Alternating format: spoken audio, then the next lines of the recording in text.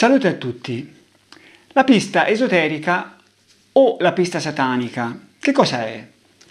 È una linea investigativa che si proponeva di trovare chi avrebbe commissionato i delitti ai cosiddetti compagni di merende. Cioè, secondo questa linea investigativa, dietro ai delitti del mostro di Firenze ci sarebbe stata una specie di organizzazione, una congrega, si può chiamare in tanti modi, che avrebbe comprato questi feticci, questi poveri brandelli di carne tolti alle ragazze. Ricordo che in totale ne furono, le ragazze che furono mutilate furono 4, a Scandicci, Calenzano, a Vicchio e Scopeti, e furono tolti 4 zone del pube e due seni sinistri. Ecco, secondo questa teoria, questi poveri brandelli di carne sarebbero stati commissionati, comprati e poi usati in fantomatiche cerimonie esoteriche.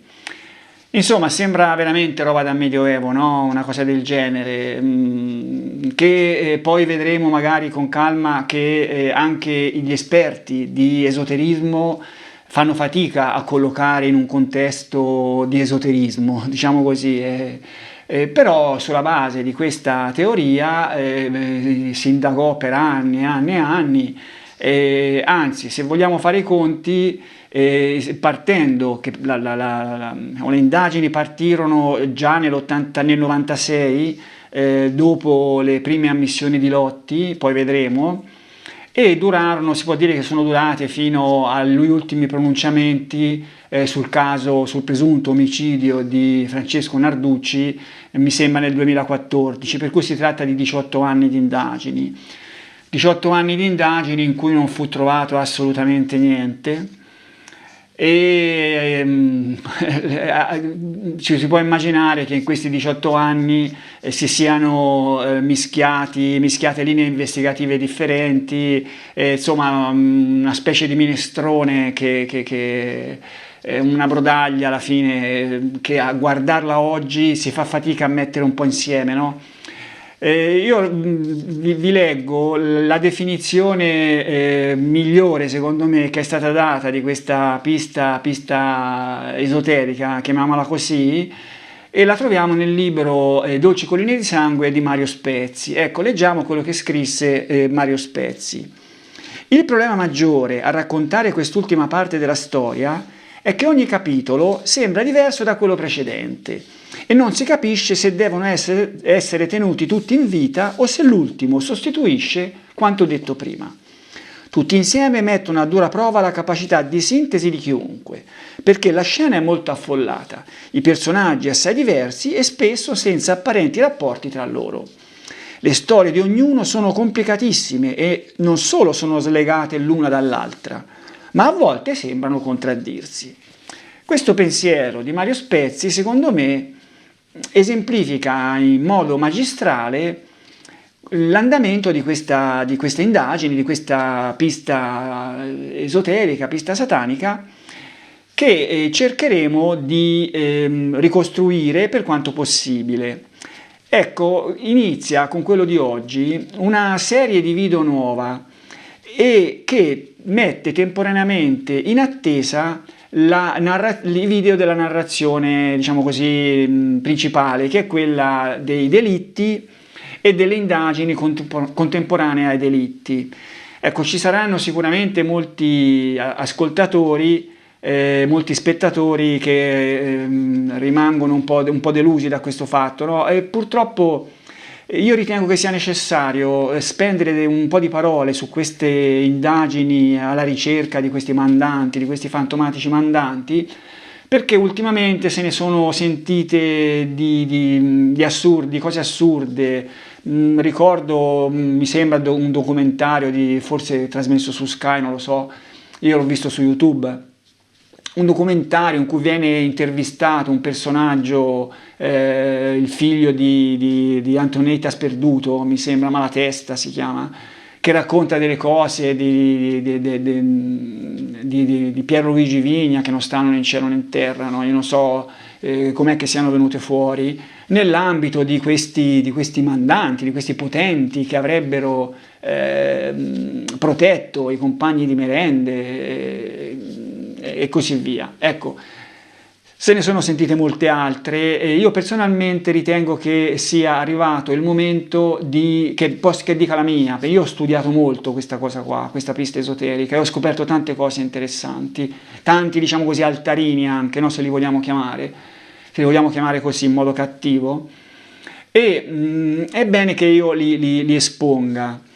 E anche approfittando forse di un nuovo clima che si è creato con l'ultimo documentario Rai, che ha smitizzato un pochino la verità giudiziaria che ci hanno fatto digerire fino ad oggi, no? Una verità giudiziaria che tra gli appassionati è disconosciuta dai più, ma che a livello mediatico si faceva fatica a dichiarare non soddisfacente. Ecco, il Rai l'hanno fatto.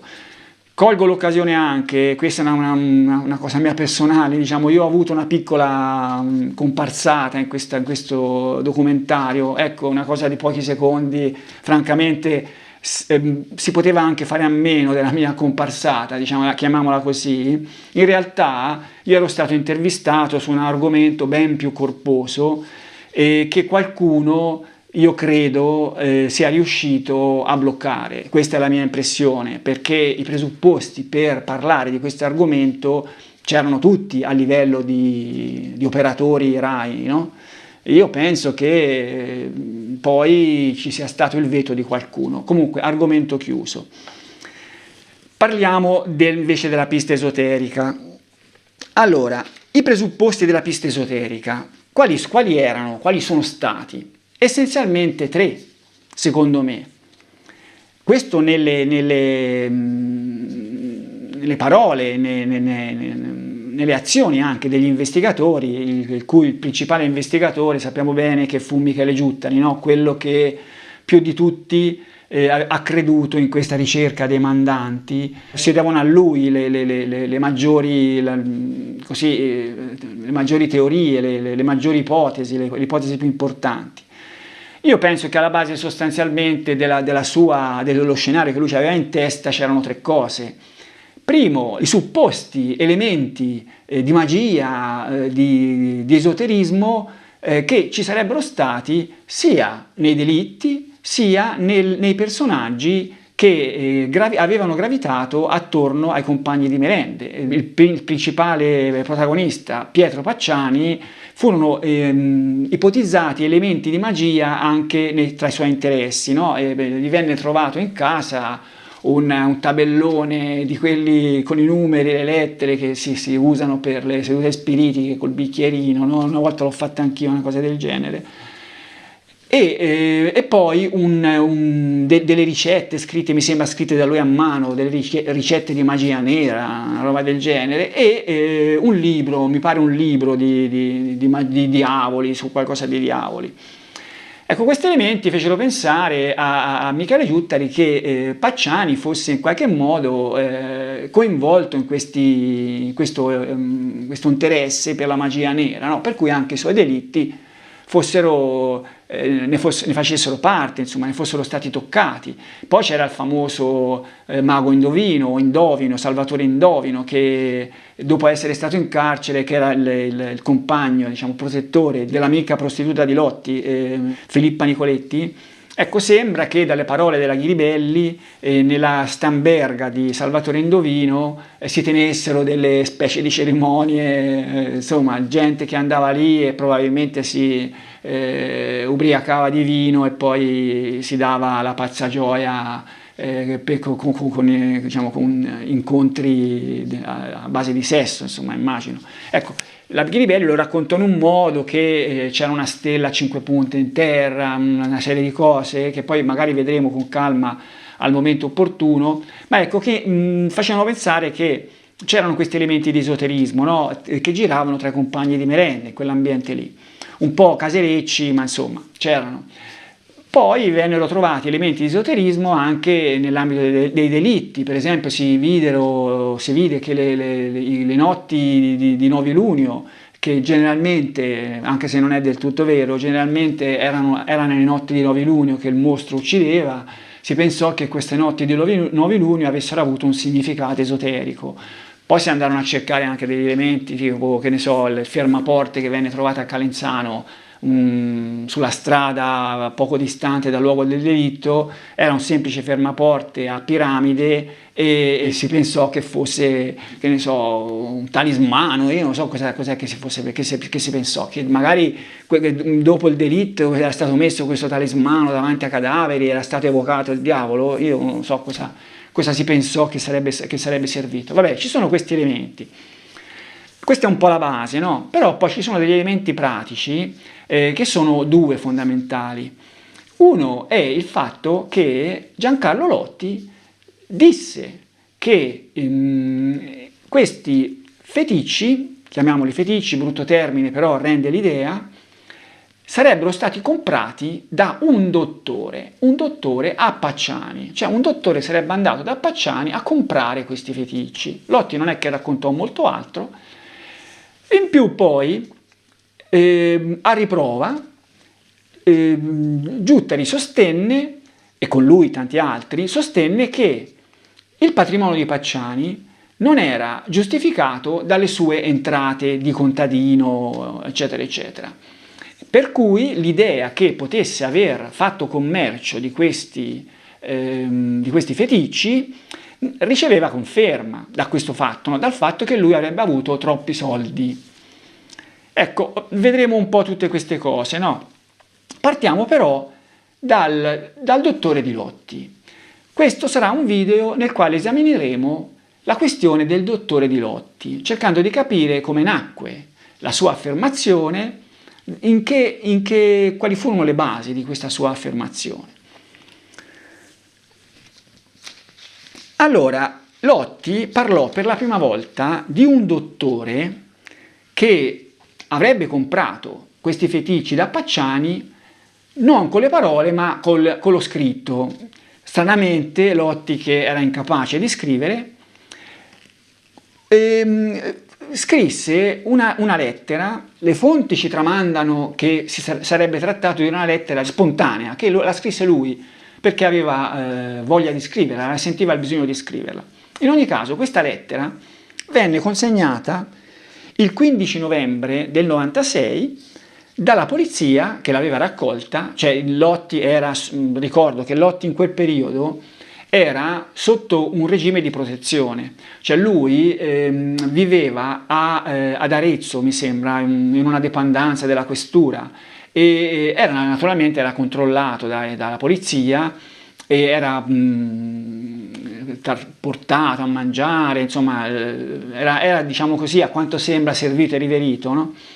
E la polizia prese questa sua lettera e la trasmise al pubblico ministero. La trasmise il 15 novembre del 96.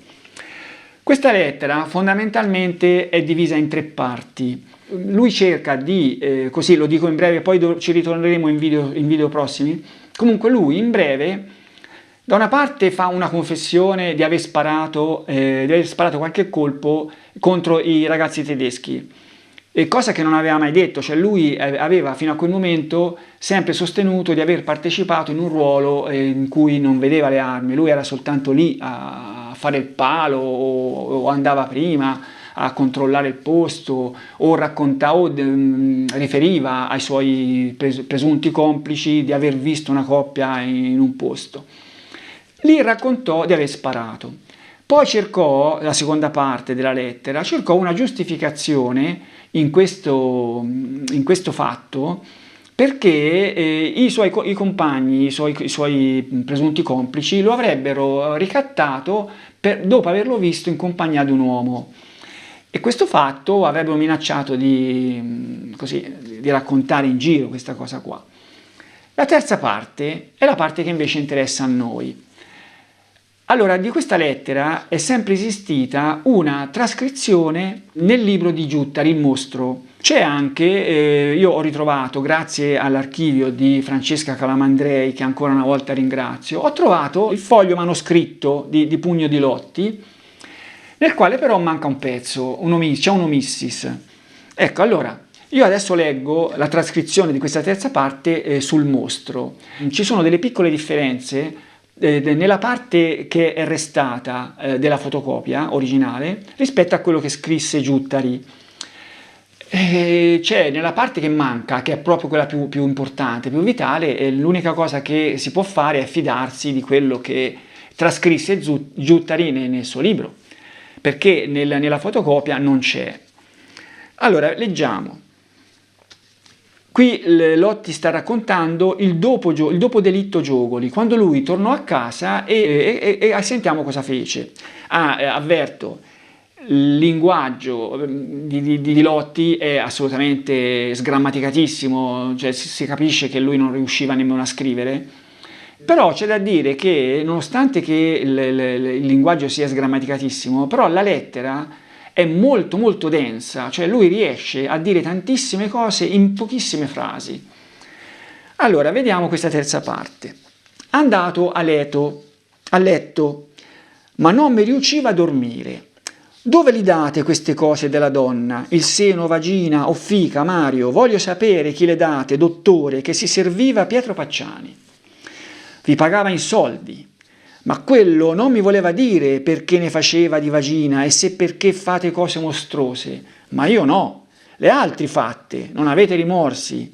A me mi fate schifo e con bestie come voi, Mario e Pacciani, per me vi farei sparire per sempre dalla Circlazzino. Vediamo più o meno quello che voleva dire Lotti con questa lettera, no?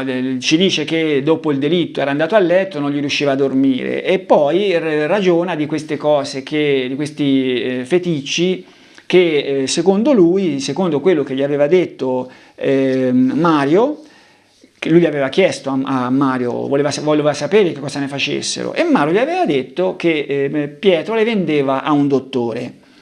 E lui dice appunto che gli faceva schifo questa cosa, eccetera, eccetera, no? Allora, cosa successe il giorno dopo? Il giorno dopo, naturalmente, questa lettera, il 15, venne trasmessa dalla polizia al PM e il giorno dopo il PM volle interrogare Lotti. Il PM incaricato era Paolo Canessa, sostituto procuratore, ma ad assistere a questo interrogatorio andò anche il capo della procura, Piero Luigi Vigna, il procuratore capo.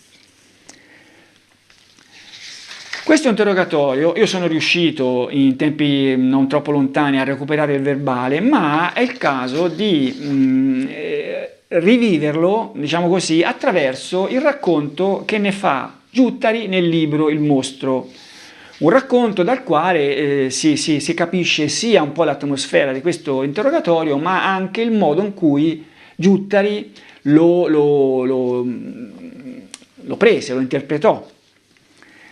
Allora, e il dottore che si serviva di Pietro Pacciani, cosa vuol dire, signor Lotti? Dice di aver saputo che le parti asportate dal corpo delle ragazze uccise venivano consegnate da Pacciani a un dottore che gliele pagava. Chi è questo dottore? Chiede chi, supponiamo Luigi Vigna, Pier Luigi Vigna. Afferma di non saperlo, ma che una volta era stato nella piazza di San Casciano. Era buio e si era fermata una macchina, racconta. L'autista aveva fatto un cenno con la mano e Vanni gli si era avvicinato, mentre lui era rimasto distante a osservare. I due avevano discusso un po'. Poi, quando Vanni era tornato, su sua richiesta gli aveva spiegato che era il dottore a cui Pietro consegnava quelle cose e che stava andando proprio a casa di Pietro. Vanni non aveva voluto aggiungere altro. Siamo allibiti. Quasi increduli, dice Giuttari. È la prima volta che Lotti parla di un suo pieno e diretto coinvolgimento nell'esecuzione di un delitto. Aveva in questa lettera raccontato di aver sparato a Giogoli, l'ho già detto, no? E questo più o meno coscientemente ci aspettavamo che prima o poi accadesse. Ma è anche la prima volta che accenna a un committente, un dottore, che avrebbe pagato Pacciani per ottenere i macabri feticci. Ecco qua. Per la prima volta Lotti parlò di questo dottore. Questo succedeva al 16 novembre del 1996. Poi diciamo che passarono dei mesi, a febbraio ci fu l'incidente probatorio. Ricordo l'incidente probatorio cos'è? L'incidente probatorio è un interrogatorio che fatto davanti oltre all'accusa PM, c'erano anche gli avvocati difensori, c'erano gli avvocati di parte civile. Questo interrogatorio avrebbe avuto il compito di cristallizzare le dichiarazioni di Lotti, rendendole valide per il successivo dibattimento, a scanso di equivoci tipo malattie, cambiamenti di idee e compagnia bella, no? Durante questo incidente probatorio, che ripeto mi sembra a metà febbraio del 97, Lotti non gli fu chiesto di questo dottore. Il dottore venne fuori in dibattimento.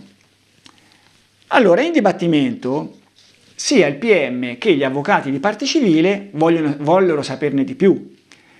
Sentiamo cosa, diciamo, il PM chiese diverse cose, no, su questo dottore. Sentiamo un paio di frasi, un paio di scambi.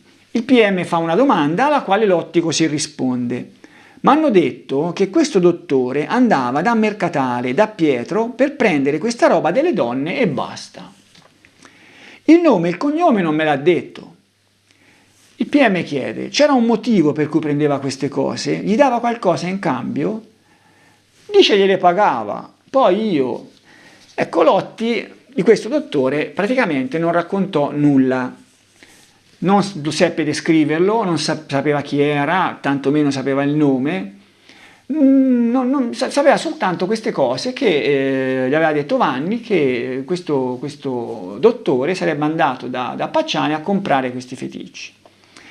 Gli avvocati di parte civile, che secondo me avevano intravisto in questa figura di dottore una lunga prosecuzione per i loro mandati, cosa che poi in effetti è successa,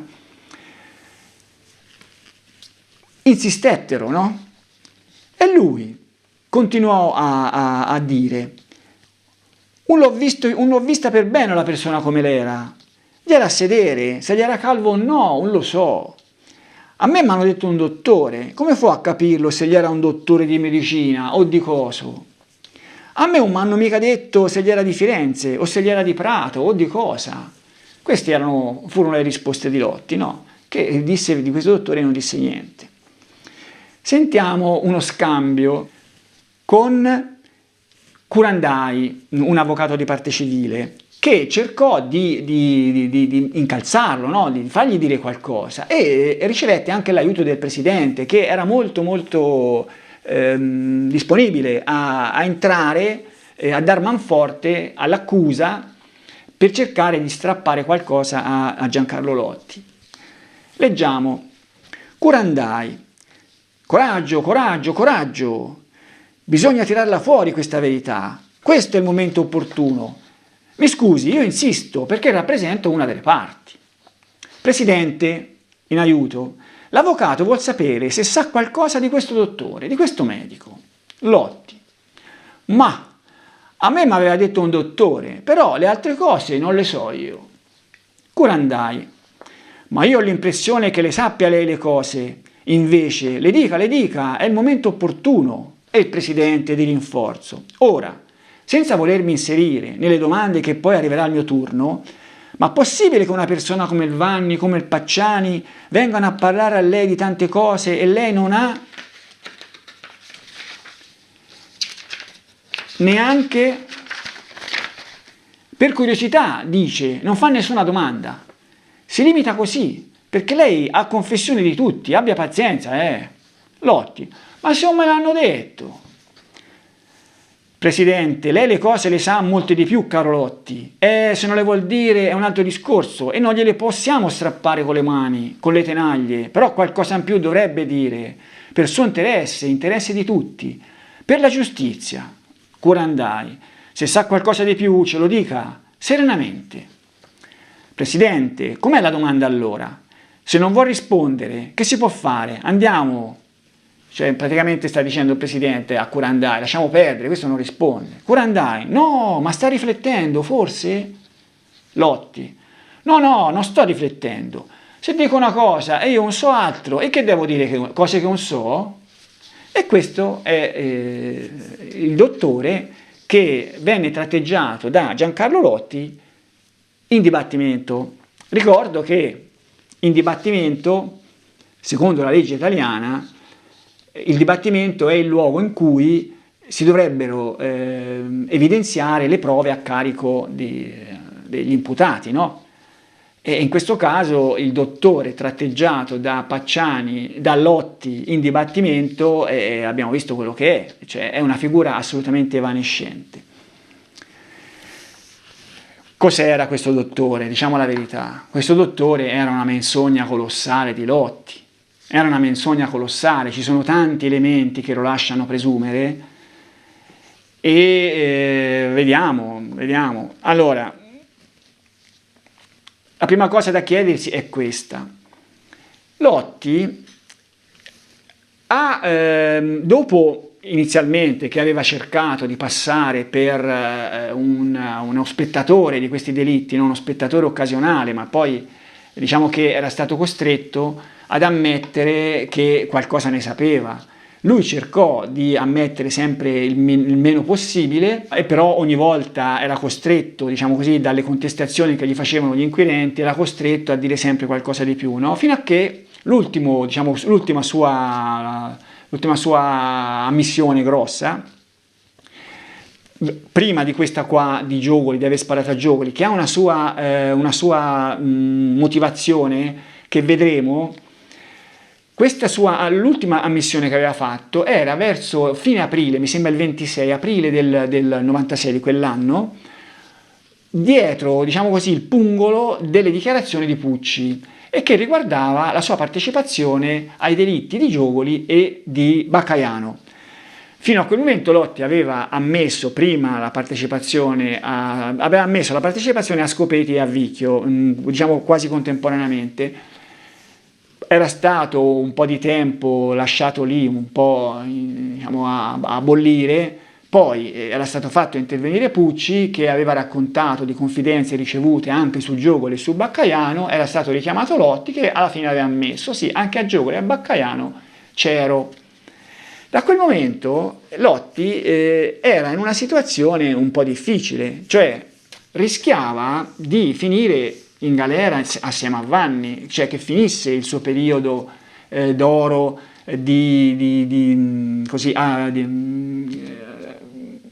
dove veniva spesato, rifocillato, tutto, diciamo, nel programma di protezione testimoni, no?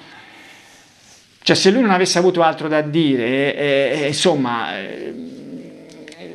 la prospettiva di finire in carcere non era così lontana, no? Lui, io non so, poi dipende anche dai discorsi che gli venivano fatti, non si sa bene, lì, sai, lui era lì con tutta la polizia attorno, non si sa cosa gli dicevano, lui avrà chiesto, ma cosa mi succederà, cosa non mi succederà, insomma. Lotti non era uno scemo, no? Cioè, ci sono i soliti che per tagliare la testa al toro, quello è scemo, quell'altro è oligofrenico. Così Mele era scemo e tutte le sue dichiarazioni le buttiamo nel cesso, facciamo finta che non le abbia fatte, perché non ci capiscono nulla. Con Lotti è la stessa cosa. La storia di Lotti è una storia molto complessa, però non è questo il momento di andare a guardare questa sua storia. Però Lotti sapeva benissimo quello che gli conveniva fare. Da quel momento in poi venne, cioè da queste sue dichiarazioni su Giogoli e Baccaiano, venne interpellato saltuariamente. Quando? Quando gli inquirenti, nelle loro, diciamo così, riflessioni, nelle loro elucubrazioni, avevano bisogno di qualche conferma. È qui che venne fuori l'avvistamento di Francesco Vinci, che sarebbe stato una persona da far uscire dal carcere, per esempio, no? Oppure gli avvistamenti della persona di Calenzano, il povero Giovanni Faggi, che venne tirato dentro assolutamente innocente, non c'entrava niente, poveraccio. Tutte cose che Lotti ammise dopo magari qualche tentennamento per capire un po' che cosa volevano da lui, poi lui le ammetteva. E lo stesso andò con questa storia del dottore, poi lo vedremo con calma. Il contesto nel quale avvenne questa nascita del dottore di Lotti, no? Allora, bisogna chiedersi a questo punto perché Lotti attese ben 8 mesi prima di parlare di questo dottore.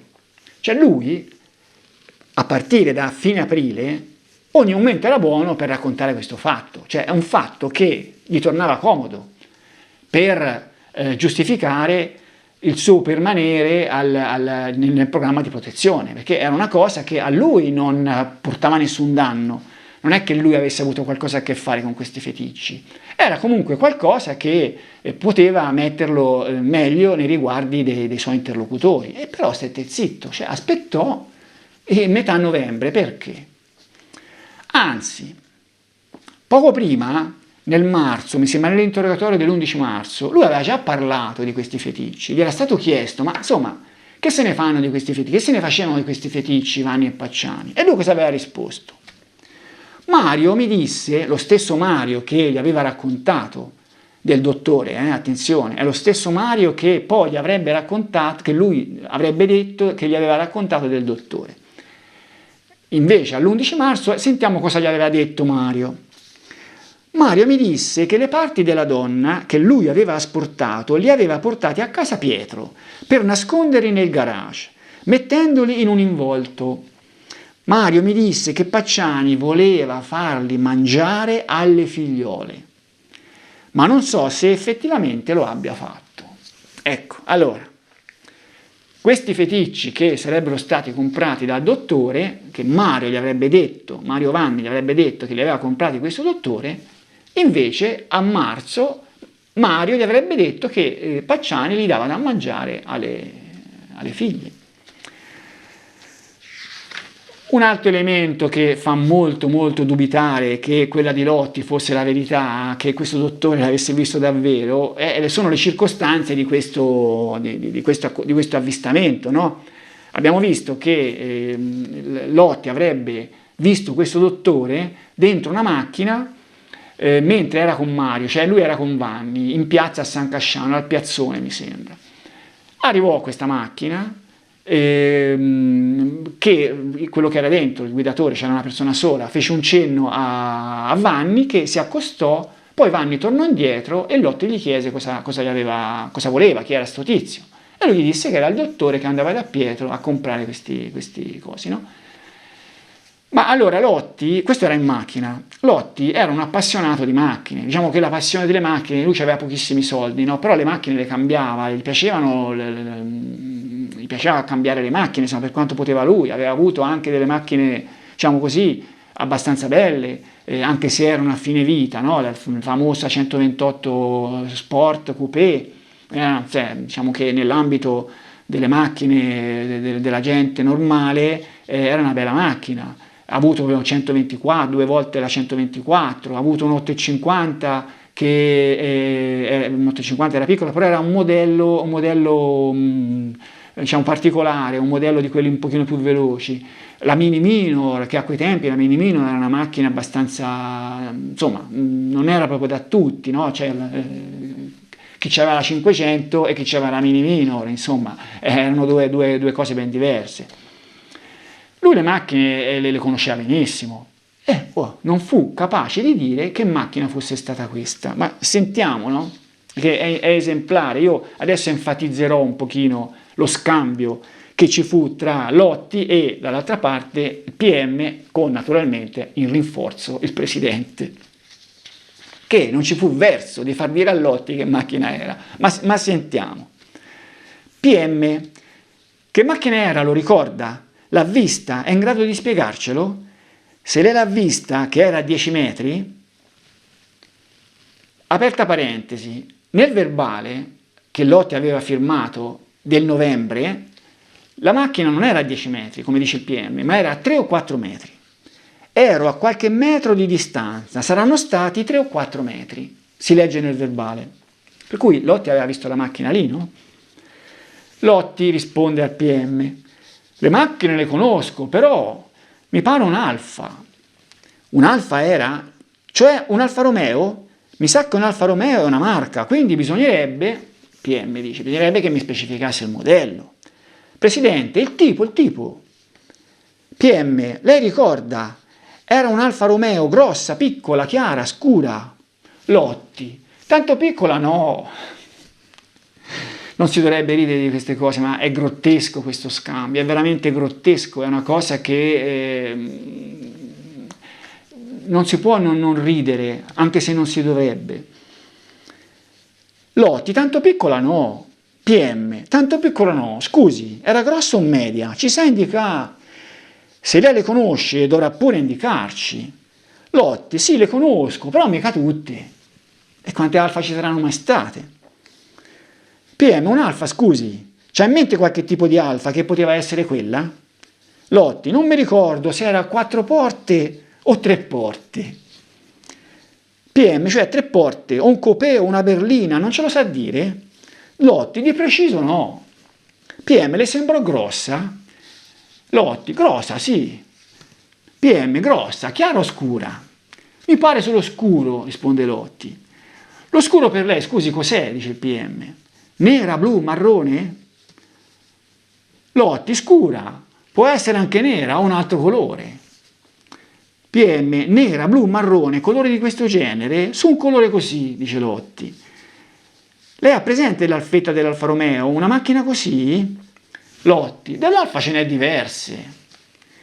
PM, ho capito, io ho provato a dirgliene una che mi è venuta in mente, l'ha vista lei, io non c'ero. Lotti, mi pareva a 4 porte. Ecco, ora si vede che quella macchina, se Lotti l'avesse vista a 3 o 4 metri, questa indefinitezza di tipo, di colore, di forma non ci sarebbe stata. Non è che al tempo c'era il proliferare di modelli di oggi. L'Alfa Romeo quanto ne aveva? Ne aveva avute 3 o 4, per cui cioè, Lotti, che era uno che di macchine se ne intendeva, sembra che se ne intendesse, in varie occasioni diciamo, si capiva da quello che lui diceva, avrebbe dovuto riconoscere, no? Se non disse che macchina era è perché non aveva visto nessuna macchina. Ma poi ragioniamo su questo incontro e sui motivi di questo incontro. Perché ci fu questo incontro? Fu chiesto a Lotti, no, di questo fatto, e lui in risposta a un avvocato di parte civile, Colao, disse che questo tizio sarebbe andato lì per chiedere a uno di noi per andare da Pietra a Mercatale, e andette il Vanni. Mazzeo, avvocato di Vanni, anche lui cercò di capire qualcosa in più. Chi voleva questo tizio? E gli chiede a Lotti, voleva indicazioni sull'abitazione del Pacciani, dico bene? E Lotti risponde sì. Allora, sostanzialmente sembra che il personaggio che era andato lì, era passato dalla piazza di San Casciano, stava andando a cercare l'abitazione di Pietro Pacciani a Mercatale. Ora, c'è da domandarsi, ma uno che ha commissionato un delitto come quelli del mostro per comprare quello che avevano prelevato, cosa fa? Va a prenderlo senza nemmeno sapere dove abita Pacciani, va a casa sua, si ferma in piazza e chiede ma dov'è che abita Pietro Pacciani?